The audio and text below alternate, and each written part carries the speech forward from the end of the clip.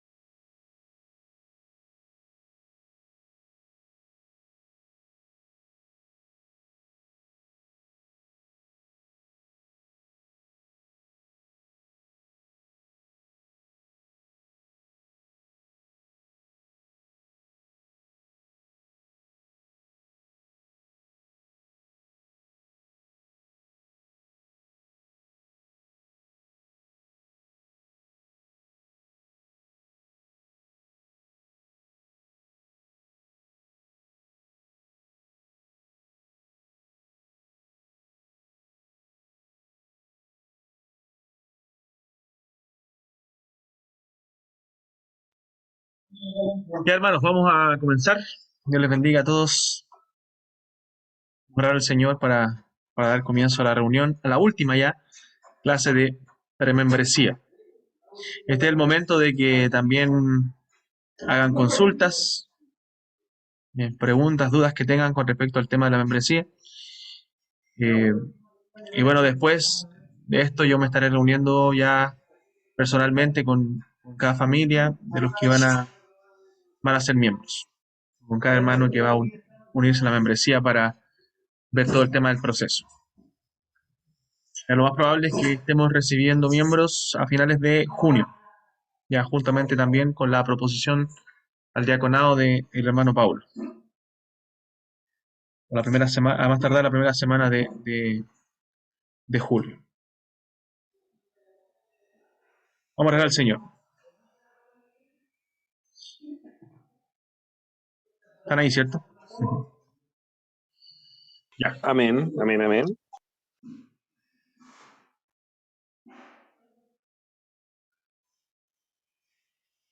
Se terminarán las clases los viernes, dice la hermana Payola. Sí.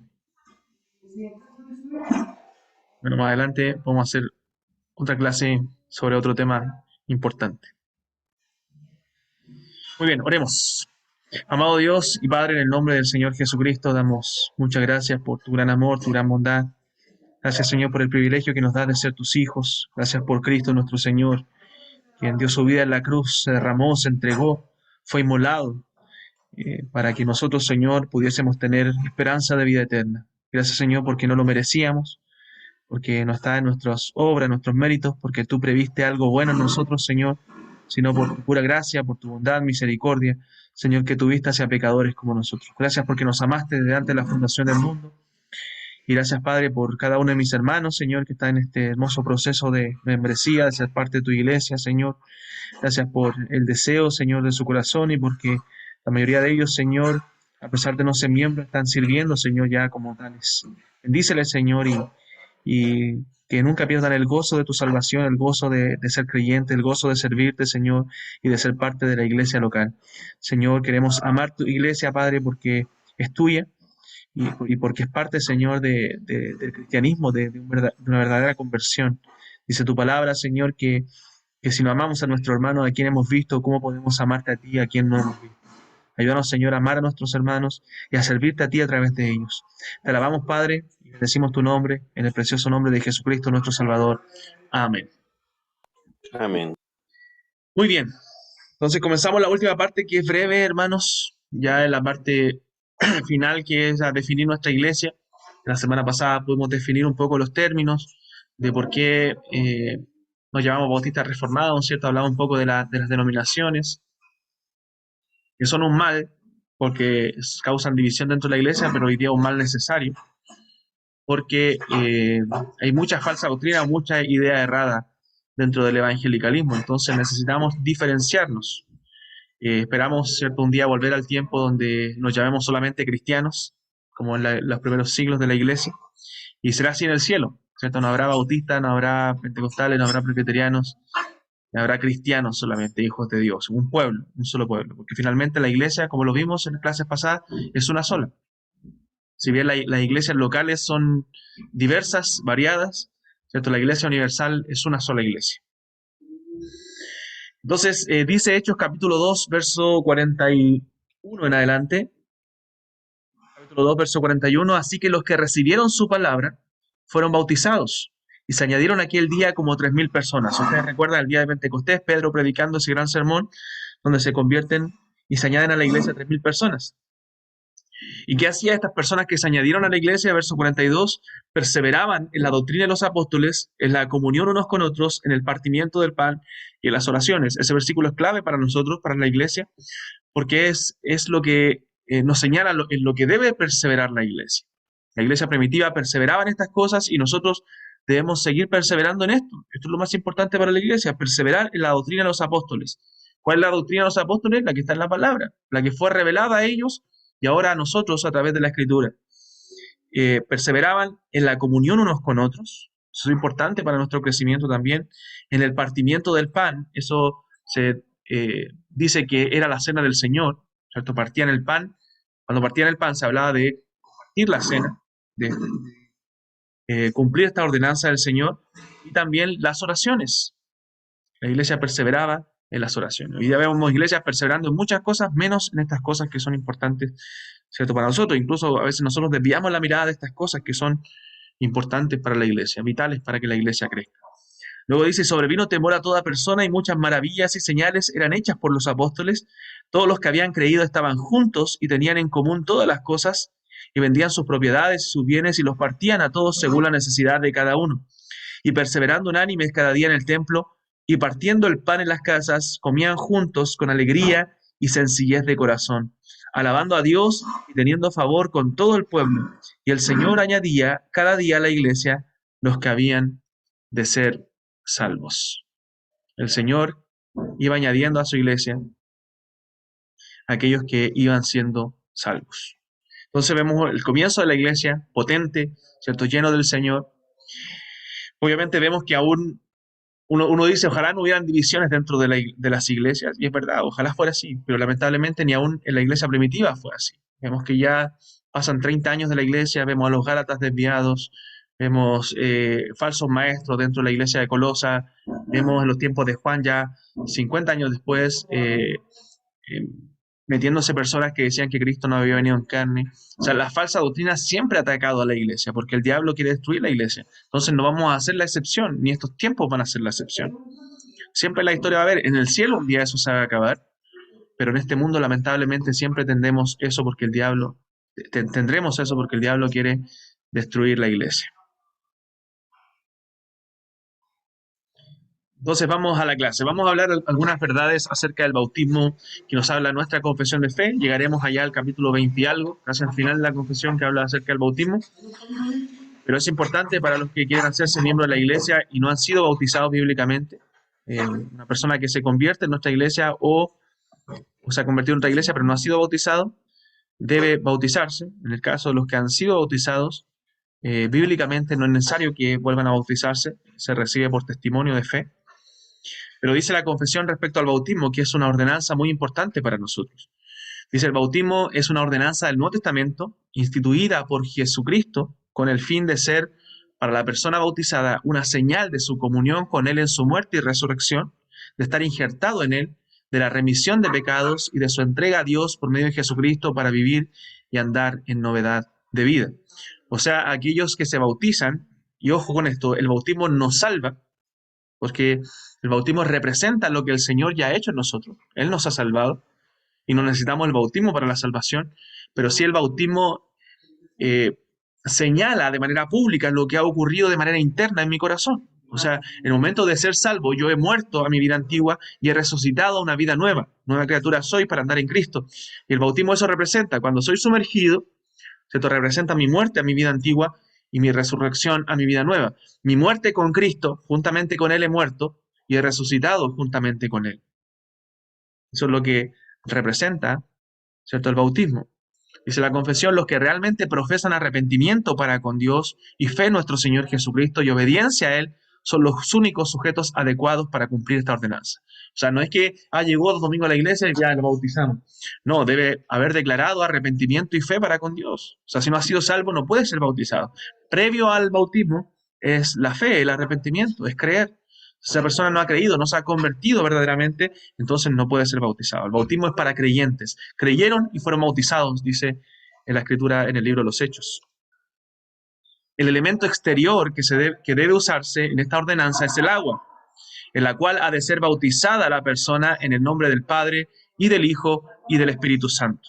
O sea, la persona bautizada eh, debe ser por inmersión en agua y en el nombre del Dios Trino.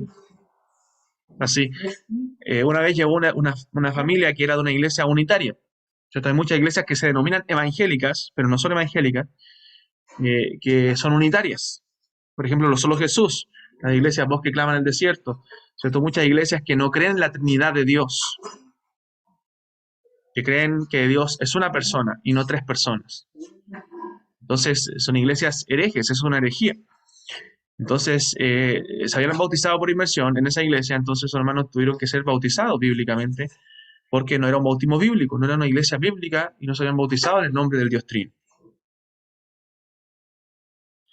La inmersión de la persona en el agua es necesaria para la correcta administración de esta ordenanza. Nosotros creemos que la persona debe ser sumergida completamente por lo que representa el bautismo, la muerte en Cristo y la nueva vida en Él. Muerto a la vida antigua, resucitado para andar en vida nueva.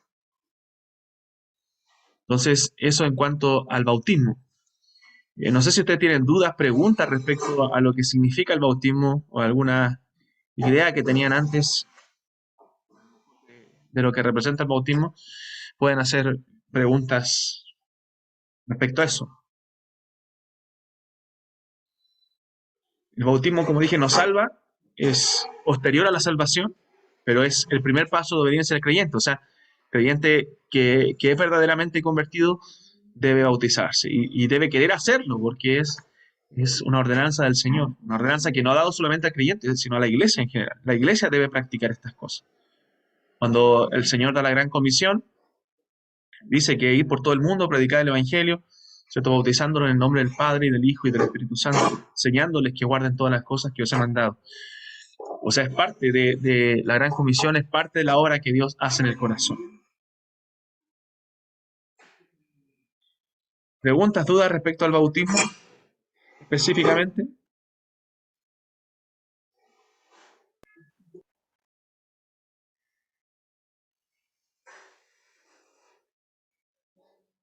Hay personas que dicen, yo fui bautizado, pero en ese momento me di cuenta en un momento que no era cristiano, o sea, cuando fui bautizado no había sido convertido realmente. Me convertí después. Bueno, y llegan a nuestra iglesia en esa condición, que asistieron por mucho tiempo a una iglesia, pero bautizaron, pero nunca habían sido convertidos. Ellos sienten que posterior a eso fueron transformados o al llegar a veces a la iglesia fueron convertidos realmente. Entonces, en esa situación les aconsejamos bautizarse porque el bautismo es posterior a la salvación. Si fue bautizado antes de ser salvo, entonces simplemente fue un piscinazo, un chapuzón, pero no un bautismo bíblico. En el bautismo bíblico debe haber creído, haber sido transformado para ser bautizado. No hay pregunta respecto al bautismo entonces. Muy bien.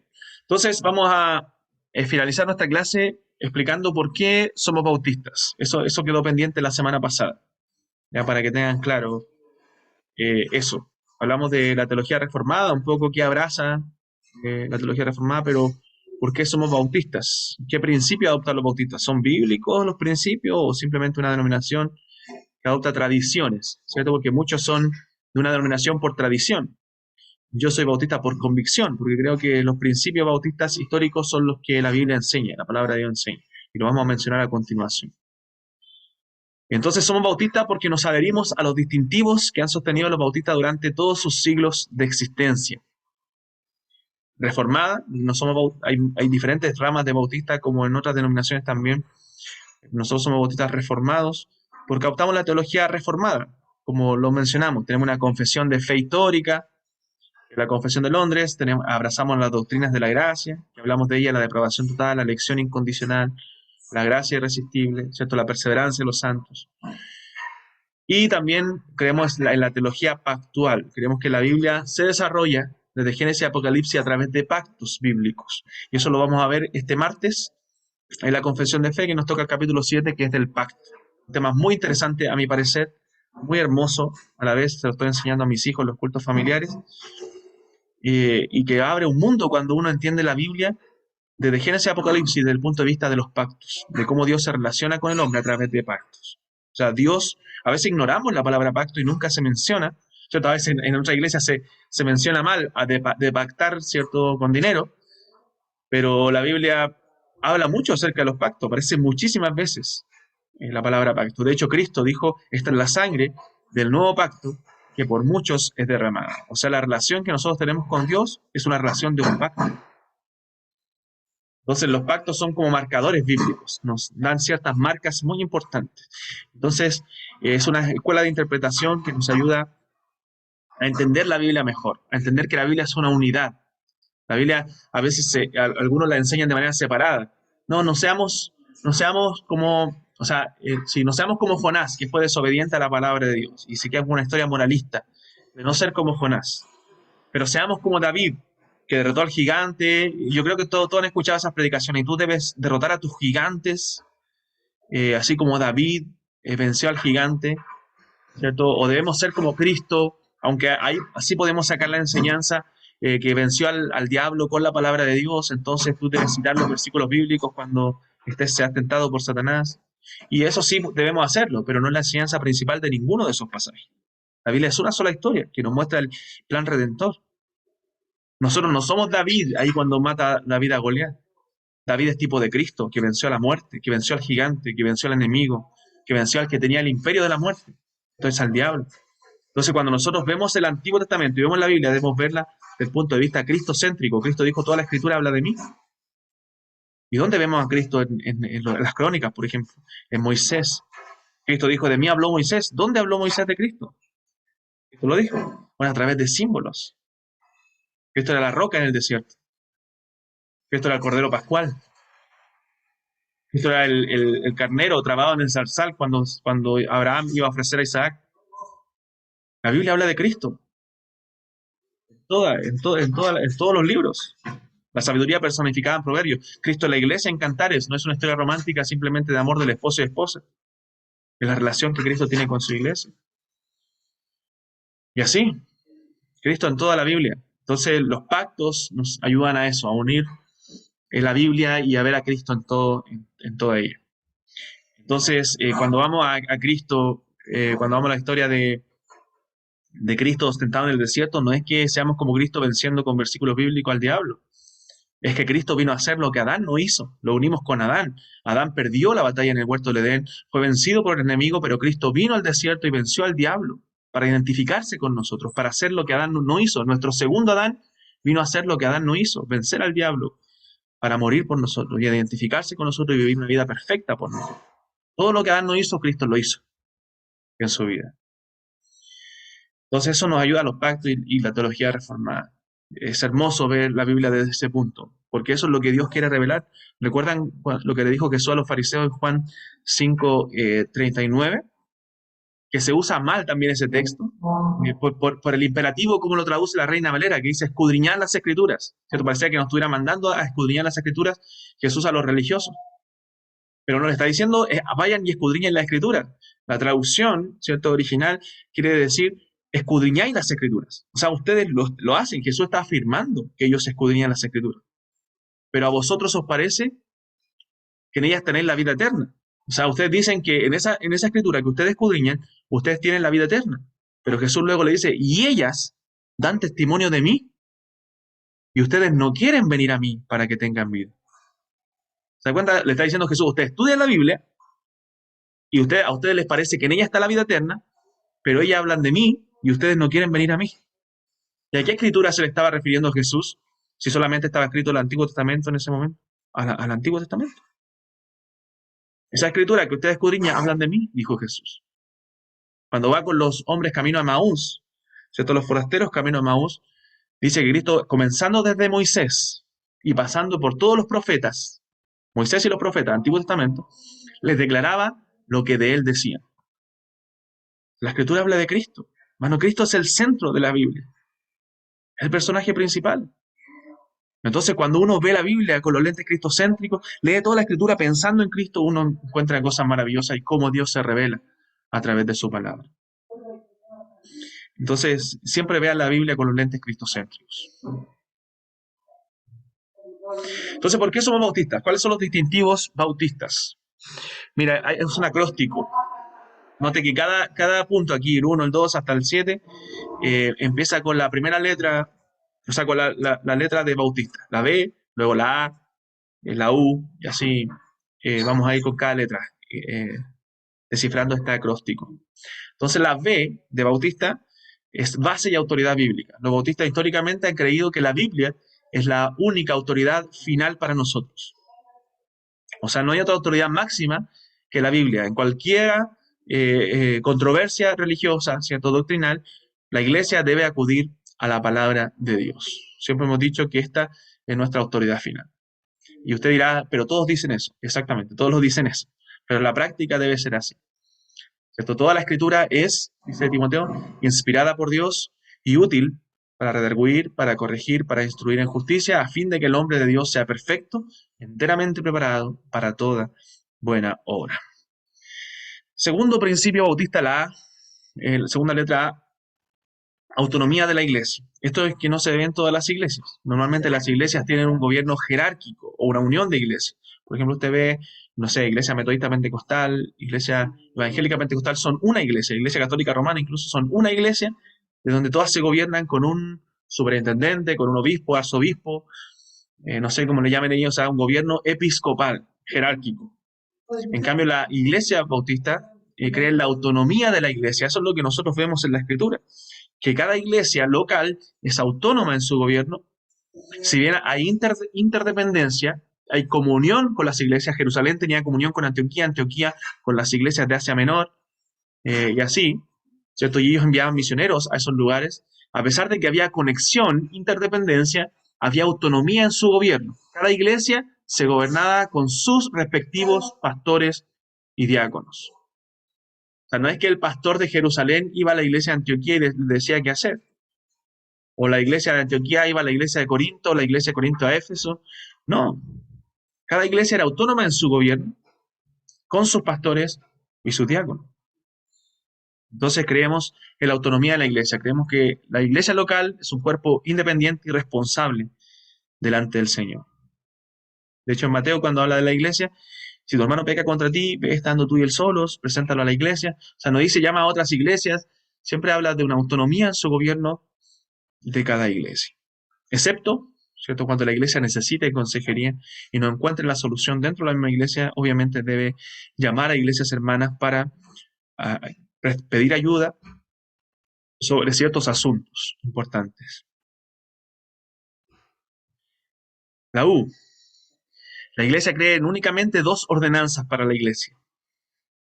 La Biblia enseña que hay solamente 2 ordenanzas que la iglesia debe seguir practicando, que el Señor dijo que debemos hacer hasta que Él regrese, que es el bautismo y la cena del Señor. Dos ordenanzas específicas que se debe hacer como iglesia. Si bien hay una comisión para la iglesia, pero hay dos ordenanzas que la iglesia debe practicar, ¿cierto? Constantemente, que es el bautismo y la cena del Señor. T, de bautista. Todo creyente es un sacerdote. Esto se llama, en teología, el sacerdocio universal del creyente. O sea, que cada creyente es un sacerdote y puede entrar a la presencia de Dios directamente a través del mediador. ¿Has visto algunas iglesias que pareciera que tuvieran el sistema sacerdotal antiguo? Donde, no, vamos a decirle al pastor que ore porque la oración del pastor es más poderosa, ¿cierto? Y cuando me dicen, ore por mí, pastor, por supuesto, hermano, pero mi oración es igual que su oración. Soy un creyente igual que usted. ¿Entiende? Mi oración llega de igual forma que su oración llega delante de Dios, porque Cristo abrió entrada a todos nosotros a la presencia del Padre. Tanto usted como yo podemos entrar delante de la presencia de Dios en oración. Eso es el sacerdocio universal del creyente. No necesitamos un sacerdote que ore por nosotros, o que interceda por nosotros, o que ofrezca sacrificio por nosotros. Los católicos romanos sí tienen un sacerdote donde se van a confesar sus pecados. Nosotros creemos en la consejería bíblica, podemos conversar, ¿cierto? Si la iglesia considera que su pastor tiene sabiduría, bueno, le piden consejo, eh, pero no significa que su oración sea mayor a la oración de otros creyentes. Creemos en el sacerdocio universal del creyente. Todos los creyentes somos sacerdotes o tenemos entrada libre delante de Dios. Hermana Alejandra. Buenas noches, pastor. Buenas noches, hermano. Buenas noches, hermano. Pastor, con el punto 3, con respecto a las ordenanzas y la cena del Señor, ¿en dónde? Bueno, no esa es la pregunta. ¿Por qué en algunas iglesias, bueno, acá tengo entendido que es una vez al mes, ¿cierto? Uh-huh. Y en otras iglesias he visto que es una vez al año. ¿De dónde sale de que tiene que ser una vez al mes o una vez al año? Por ejemplo, la Iglesia Católica, sé que todos los domingos lo hacen. ¿De dónde sale eso, pastor? Sí. Bien, buena pregunta, hermana. Bueno, en la Iglesia Católica se hace todas las semanas lo que se llama la Eucaristía, pero con una connotación distinta. Ellos creen que es un sacramento que es necesario para la salvación. Ellos creen una salvación por gracia más obras. Entonces creen que es necesario cumplir los sacramentos para adquirir cierta gracia para la salvación. En el evangelicalismo tiene una connotación totalmente distinta. Sí es un medio de gracia, ¿cierto? Pero da gracia para el crecimiento espiritual, pero no es necesario para la salvación, porque la salvación es solo a través de Cristo. En cuanto a los tiempos de la práctica de la ordenanza, bueno, la Biblia no nos dice deben hacerlo una vez al mes, una vez cada 2 meses, cada 15 días, todos los días, una vez al año. Creo que una vez al año es muy poco, porque es una práctica que la iglesia debe estar haciendo constantemente. Ahora, hay iglesias que lo hacen todos los domingos, y yo creo que no es una mala práctica, todo lo contrario, es una muy buena práctica. Mientras más frecuentemente se haga, mucho mejor, porque la iglesia primitiva lo hacía todos los días o todos los domingos. Eso se hacía como práctica en el libro de los Hechos cuando comienza la iglesia. Hacía todos los domingos prácticamente. Nosotros por comodidad personal de la iglesia lo hacemos una vez al mes, pero si la iglesia quiere hacerlo cada 15 días o todos los domingos, está bien. Creo que más allá de una vez al mes es muy lejano para la importancia bíblica que le da la Escritura a la cena del Señor. Pero tampoco podemos decir eso es pecado. Eso, hermana Alejandra, no sé si respondo ahí su pregunta.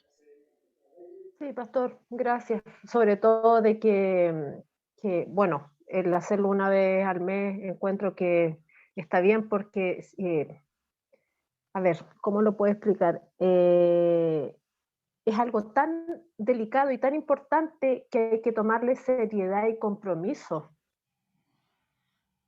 Entonces, eso. Sí. Sí, exacto. Debemos tomarlo con mucha seriedad, con mucho compromiso delante del Señor. Es el Evangelio visto de manera visible, a través de elementos, a través del pan y el vino, ¿cierto? Vemos el Evangelio, el cuerpo partido del Señor, la sangre derramada. Pero por eso cada iglesia debe decidir cuándo lo hace, cómo lo hace, o sea, cuánto tiempo lo hace, pero siempre debe hacerlo con la seriedad que merece. Muy bien, entonces el cuarto punto es: todo creyente es un sacerdote. Todo creyente tiene entrada libre delante de Dios. No necesitamos un sumo sacerdote que ore por nosotros, que interceda por nosotros, eh, sino que todo creyente puede entrar confiadamente al trono de la gracia. No hay mediador humano, solo Cristo es nuestro gran sumo sacerdote, nuestro gran mediador. Por eso nosotros podemos entrar a la presencia de Dios a través de nuestro Señor Jesucristo. Vamos en Baut, ahí, bautista.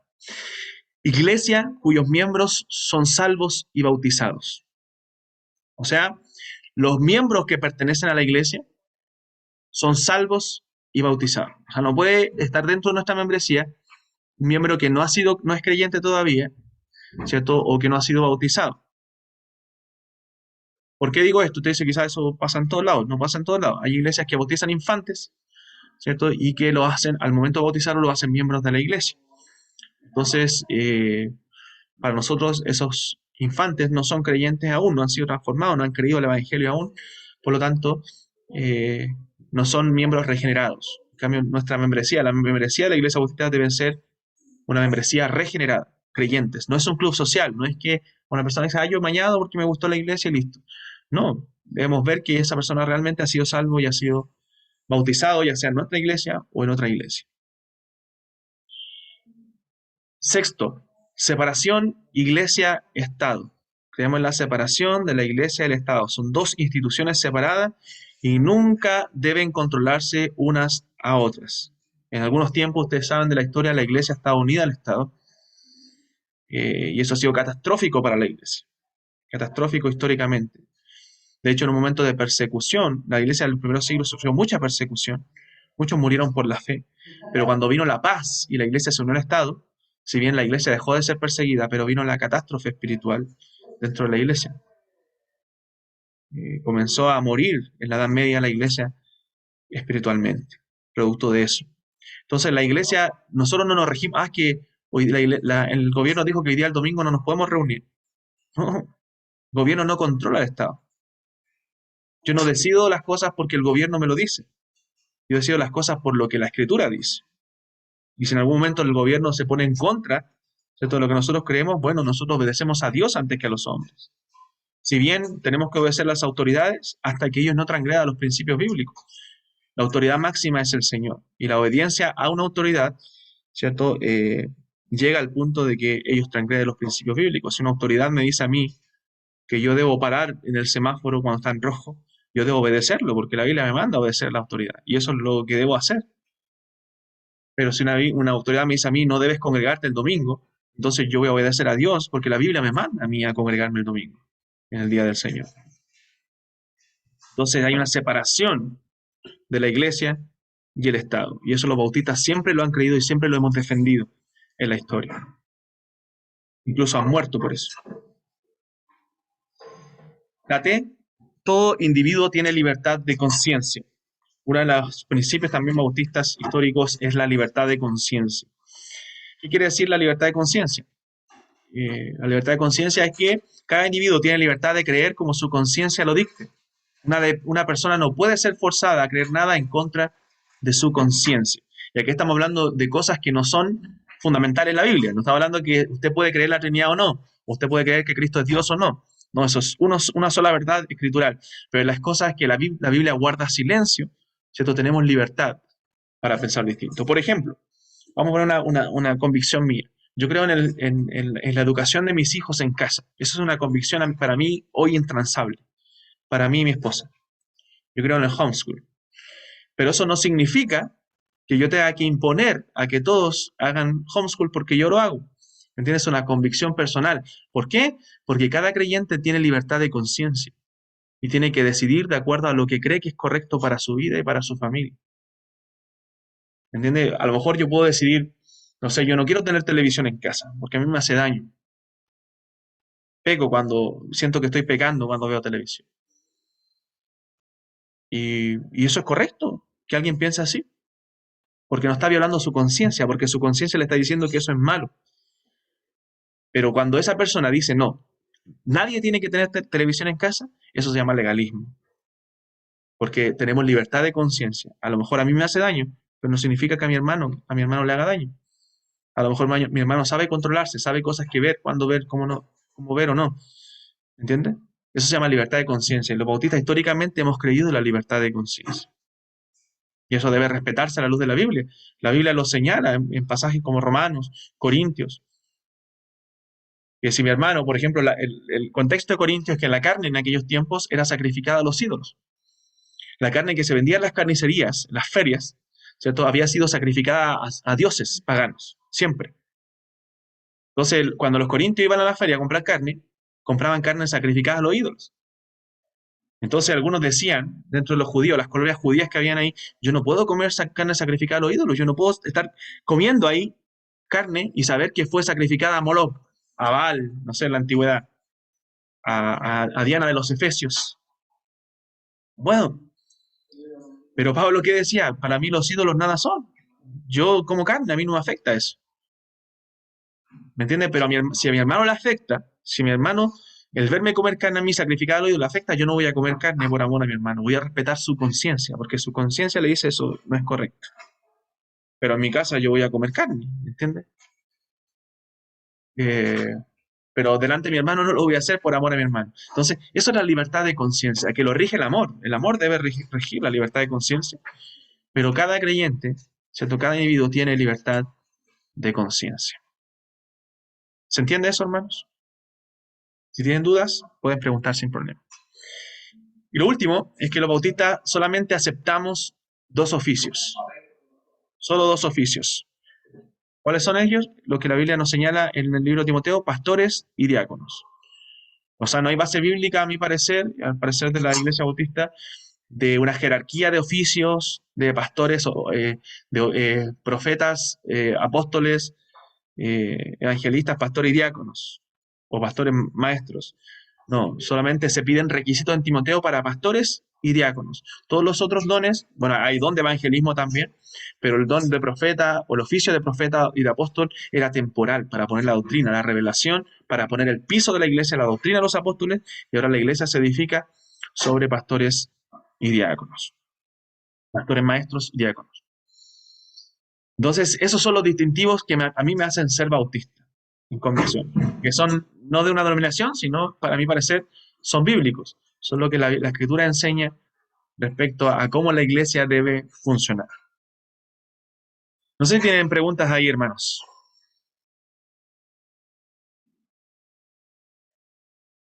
Hermana Elizabeth, o hermano Ariel, no sé quién está ahí detrás de la cámara. Hola, pastor, buenas noches. Hermana. Respecto al punto 7 de la libertad de conciencia, referente a no doctrinas fundamentales, obviamente, entiendo los ejemplos que usted puso y eso también sirve para, por ejemplo, el cesacionismo, el continuismo, los que son amileniales, o dispensacionales, por ejemplo, etcétera. ¿Aplica también ahí? Sí, o sea, uno siempre debe respetar la conciencia del otro, sí, aplica. Pero, por ejemplo, hay ciertas convicciones que me llevan a buscar cierto tipo de iglesias. Por ejemplo, si alguien Claro. es continuista, yo no tengo ningún problema que en nuestra iglesia haya alguien que crea que sea continuista moderado. Claro, Continuista, no del lado pentecostal y carismático, eso a mí me claro, complicaría mucho, que alguien cree en la manifestación y todo eso y se manifieste en cada culto. ¿Entiendes? Mejor que vaya a una iglesia donde hagan eso. Pero que alguien sea claro, moderado, que crea en la continuación, por ejemplo, que todavía exista el don de lengua en el sentido que sean idiomas y que se pueda alcanzar a otros con que Dios le dé la capacidad para hablar esos idiomas, no sé, una etnia y esas cosas. claro. No tendría problema con eso, pero si abraza la confesión de fe, por ejemplo, nosotros habla de la cesación de los dones. La confesión dice claramente que todo tipo de revelación ha cesado. Entonces, por eso uno debe ver en cuanto a esas convicciones a qué iglesia se une. La confesión tampoco da lugar para, por ejemplo, para el dispensacionalismo. Lo abre a otras posturas, sí. Yo tampoco tengo problema, tengo amigos dispensacionalistas. Pero sí no da lugar al dispensacionalismo, por lo que señala del tema de los pactos. Porque una es la teología del pacto. Son dos escuelas de interpretación, teología del pacto o dispensacionalismo. No se unen, sino son las dos escuelas de interpretación que hay históricamente. Claro, no, es que yo me Eh, refiero prácticamente en el caso de que, por ejemplo, llegue un hermano que diga, no, en realidad yo me inclino más por el dispensacionalismo, por ejemplo, él podría ser miembro, hermano nuestro, y no habría algún problema mayor con eso. no siempre y cuando respete lo que nosotros creemos y no se manifieste. Por ejemplo, si es continuista, que no se manifieste públicamente en el culto, ¿entiendes? De esa forma, porque no lo practicamos así. Que no le haga una regla. Claro, no sé, entendí. En ese sentido, no. En la libertad de creer, por supuesto. Si lo ve a la luz de la Biblia así, ahora debe tener su base bíblica. No es que simplemente me gusta. Algunos dicen, no, me gusta esa forma. No es que te guste, es que es lo que la Escritura señala, lo que la Escritura enseña. Eso. Ya, gracias. Muy bien, eso en cuanto a los distintivos. ¿Algo más? ¿Algo más que preguntar, hermanos?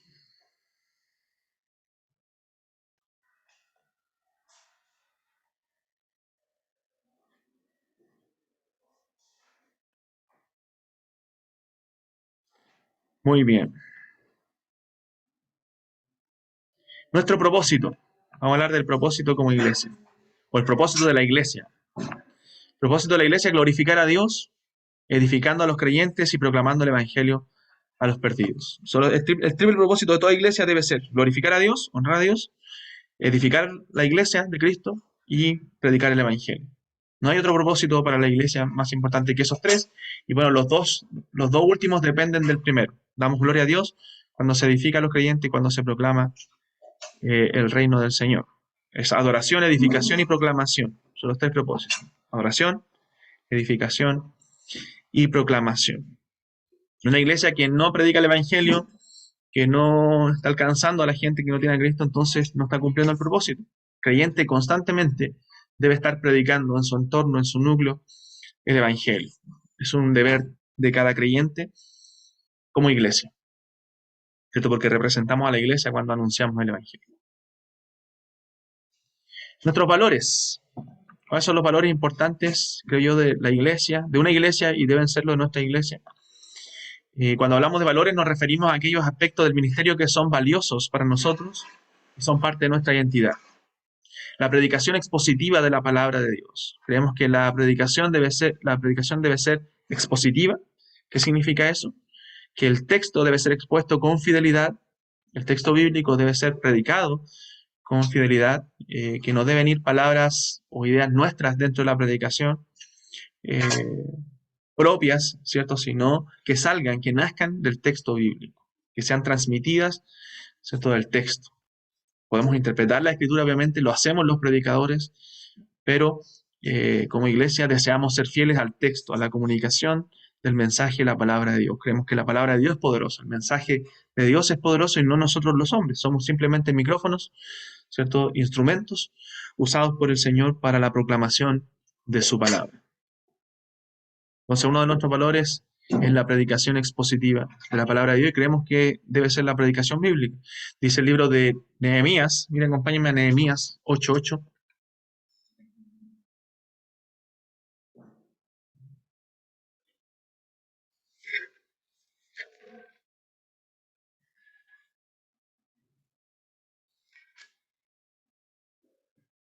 Nehemías 8:8 dice, y leían en el libro de la ley de Dios claramente, noten, leían claramente y ponían el sentido de modo que entendiesen la lectura. O sea, cuando se leía la ley de Dios, Esdras lee la ley de Dios al pueblo, dice que leían la ley y luego ponían el sentido para que entendiesen la lectura.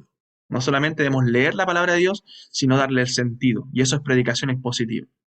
Darle el sentido a la palabra, leer, explicar y aplicar al corazón. Leer, explicar y aplicar. Y eso procuramos hacer, ¿cierto?, en las predicaciones. Leer la palabra de Dios, explicarla en su contexto original y luego aplicarla a nuestro corazón, aplicarla a nuestra propia vida. Segundo, la preeminencia de la palabra de Dios en la vida y ministerio. Creemos que la Biblia de Génesis hasta Apocalipsis fue inspirada por Dios, es inspirada por Dios. Por lo tanto, toda experiencia toma sentido y verdad a la luz de la palabra de Dios. O sea, la palabra de Dios es nuestra suprema autoridad. Todo lo demás debe ser sujetado a la palabra de Dios. Por eso Pablo dijo que si aún viene un ángel del cielo, ¿no? Si hoy día si ángeles del cielo vinieran a muchas iglesias o a muchos cristianos a decirle, oye, cree esto, aunque sea un evangelio diferente, por el hecho de ser un ángel, muchos lo creerían. Porque la experiencia está por sobre la palabra de Dios para muchos. Pero Pablo, ¿qué dijo? Si aún viene un ángel del cielo y anuncia otro evangelio distinto, sea maldito. Por muy grata que sea la experiencia de ver a un ángel, aunque te diga otro evangelio que sea maldito, sea anatema. Entonces la palabra de Dios debe tener la preeminencia en una iglesia. Tenemos la palabra fiel de Dios.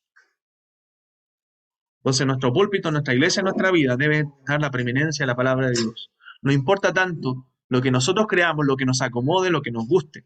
Hablaba con un hermano de otra iglesia aconsejando sobre un tema y yo le decía al hermano, aclarándole algún punto, hermano, no importa lo que a usted le guste, no importa sus preferencias, lo que importa es lo que la palabra de Dios dice. Entonces, a mí me puede gustar muchas cosas y querer ponerlas en la iglesia, pero lo que tiene la preeminencia es la palabra de Dios. Porque aún nuestros gustos están contaminados por el pecado. No, es que deberíamos hacer esto, sí, pero ¿está en la palabra de Dios eso que queremos hacer? Si está, hagámoslo. Pero si no está, entonces debemos pensarlo porque la palabra de Dios tiene la preeminencia.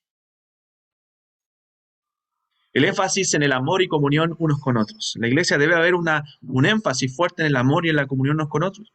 Debemos procurar siempre la unidad de la iglesia y queremos que los nuevos miembros tengan también este deseo de que seamos unidos, de que seamos uno como el Cristo y el Padre son uno. Esa fue la oración de Cristo, que ellos sean uno, como tú, oh Padre, en mí y yo en ti. Entonces deben experimentar los miembros de la iglesia ese amor, esa relación, en gracia, en honestidad, en perdón. Debemos vivir una vida de hermandad. Es triste cuando uno ve en la iglesia que el pelambre, que el chisme, que aquí, que allá, que me dijo esto, que me miró feo, hermano, es triste eso. Causa división dentro de la congregación. La iglesia debe animarse, debe amarse, debe fortalecerse. No es que este hermano me cae bien, que este me cae mal, que este no. Hermano, eso es de niño, de inmadurez. Los creyentes servimos a Cristo, servimos a los hermanos, como dijo Pablo, aunque amando más, sea amado menos. A veces me va a tocar amar más. No importa que sea amado menos, yo voy a amar más, voy a servir.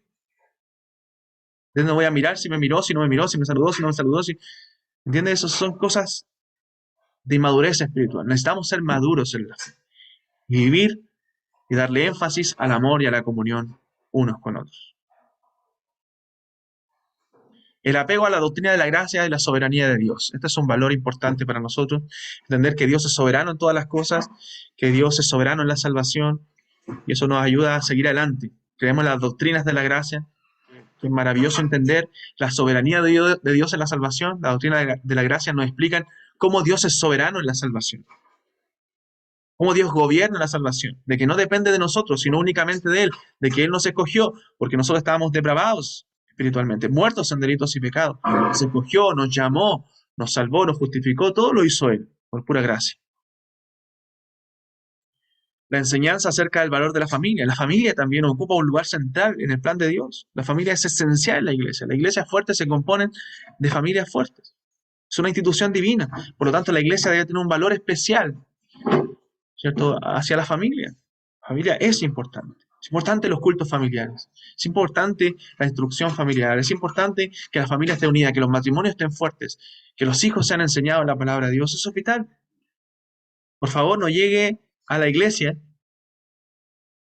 mientras esté bajo su autoridad, ¿cierto? Mientras esté en concordancia también con su esposo o con su esposa. No llegue sin sus hijos, no diga, no, mis hijos se quedan en casa para que me dejen escuchar, ¿cierto? Algunas personas llegan, si no me dejan escuchar, se portan mal, así que los dejé en casa para yo escuchar tranquilo. No, hermanos, sus hijos necesitan de la palabra de Dios, tráiganlos a la iglesia. Tráiganlos a la iglesia. Para que ellos escuchen también, porque necesitan. Pero sabe lo que va a hacer Dios con su palabra en ellos. Entonces necesitamos enseñar a nuestra familia, guiar nuestros hogares. Es importante, es un valor de la congregación. Y obviamente valoramos la intimidad con Dios. Dios nos creó para que viviéramos una vida de relación íntima y real con Él. para que mi vida crezca, para yo crecer en la gracia, en el conocimiento del Señor, debo tener comunión con Él, debo tener intimidad con Él, debo pasar tiempo en oración, debo pasar tiempo en la palabra. Si no paso ese tiempo en oración y la palabra, entonces no puedo crecer. No puedo decir yo conozco a Dios si no paso tiempo con Él. Entonces, la intimidad con Dios es necesaria y es un valor importante dentro de la iglesia.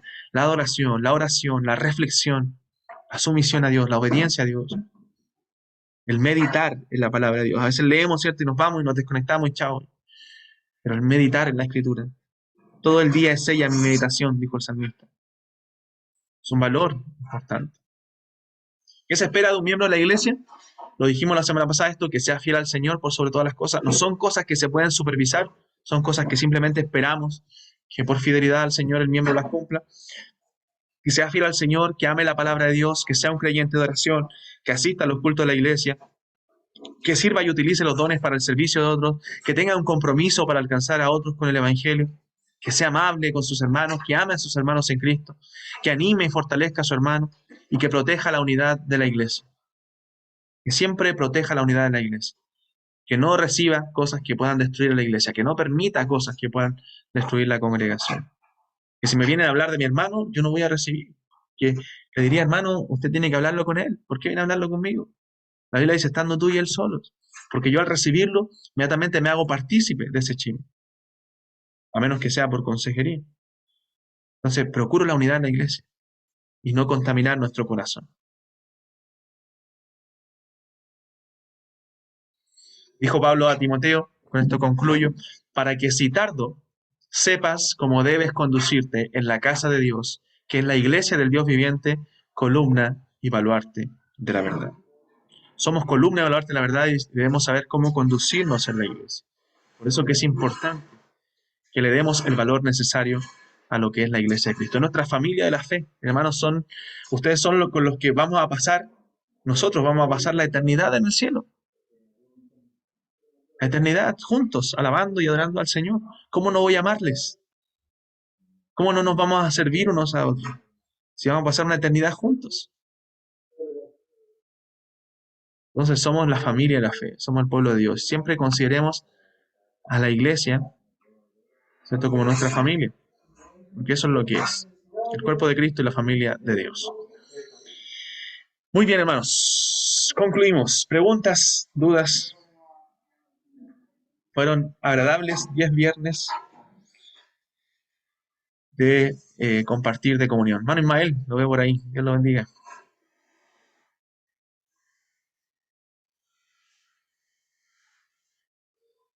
¿Preguntas, hermanos? ¿Dudas? ¿Cuándo nos va a visitar, pastor, entonces? Voy a No, empezar pastor. ahí casa por casa para que me reciban.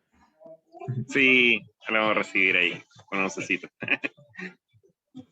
Gracias. Así que vamos a empezar a conversar para ver el tema de la membresía. ¿Ya? ¿Cuál es el proceso? Para que sepan. Ahora es, bueno, conversar, definir si ustedes han sido bautizados bíblicamente o no. Eso es importante definirlo. Definir una fecha, obviamente, pero antes ustedes tienen que dar un testimonio de fe público. ¿Significa eso? Que tienen que dar su testimonio de conversión a la congregación. Escribirlo en 3 minutos, 5 minutos. Vamos a ir, como son hartos, vamos a ir en varios domingos, ¿cierto?, haciéndolo. Un grupo, 2 o 3 personas cada domingo, mientras. Y decir cómo ustedes se convirtieron, porque la mayoría se convirtió en otra iglesia, tenemos que saber cómo fue su conversión. Simplemente eso, para saber si realmente entienden lo que es la conversión, porque por eso hicimos una clase acerca del Evangelio, porque algunos dicen, no, yo llegué a la iglesia y me sentí bien y listo, y empecé a ir. Y eso no es una conversión, es simplemente asistir como asisto a cualquier lugar donde me siento bien. Saber cómo el Señor transformó su vida, cuándo fue el cambio, cuándo Dios operó, ¿cierto?, el cambio, cuándo la palabra de Dios realmente llegó a sus vidas, ¿cierto?, los transformó. Entonces eso queremos saber de manera breve, simplemente su testimonio de conversión. Y con eso ya la iglesia tiene un testimonio de su fe y con eso votamos, ¿cierto? Un día, una semana antes o el mismo día de recepción y luego les recibimos como miembros. Eso, no sé si tienen dudas, hermanos.